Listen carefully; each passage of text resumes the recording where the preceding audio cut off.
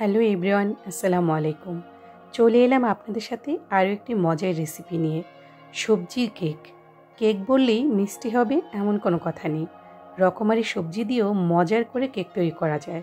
এটা তো বাচ্চাদের পছন্দই, বড়দেরও অনেক পছন্দের। দেখুন কত সুন্দর একটা কালার আর খুবই সফট ছিল আমার এই কেকটি। তাহলে চলুন ঝটপট ছোট্ট রেসিপিটি দেখে নেওয়া যাক। যারা সবসময় আমার চ্যানেলের সাথেই আছেন সবাইকে জানাচ্ছি আন্তরিক ধন্যবাদ।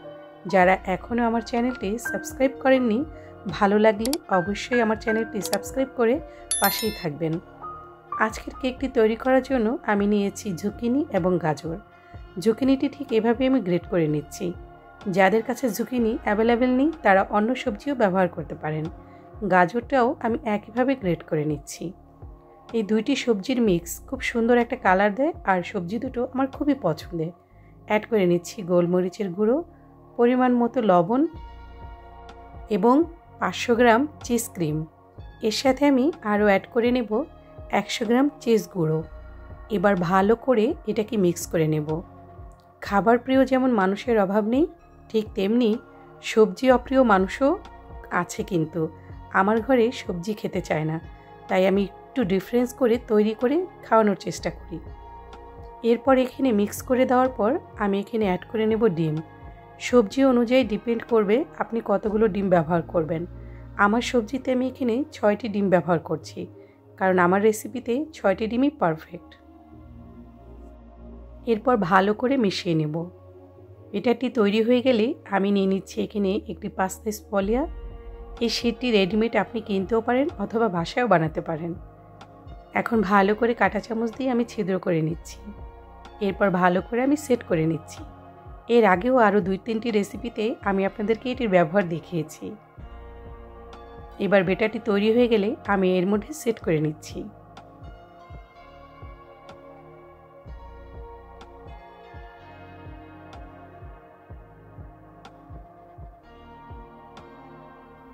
সবজির ব্যবহারটা আপনার উপরে নির্ভর করবে। আপনারা চাইলে এখানে অন্য সবজিও ব্যবহার করতে পারেন, অ্যাড করে নিতে পারেন কাঁচামরিচ, ধনেপাতা আপনাদের স্বাদ অনুযায়ী। এবার আমি উপর থেকে চিজ গুঁড়ো দিয়ে দিচ্ছি। এতে উপরটা খুবই সুন্দর একটা কালার আসে। এরপর আমি আস্তে আস্তে শিটের 4 সাইডটা এইভাবে ভেঙে ভেঙে সেট করে নিচ্ছি।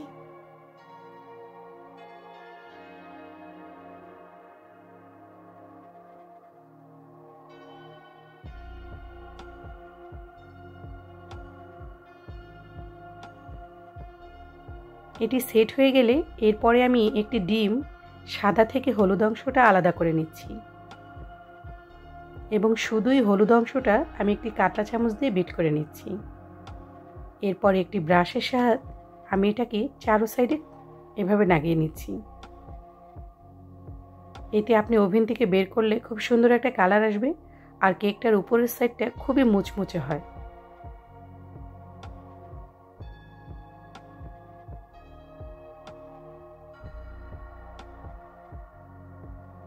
রেডি হয়ে গেল, এবার ওভেনে দেওয়ার পালা।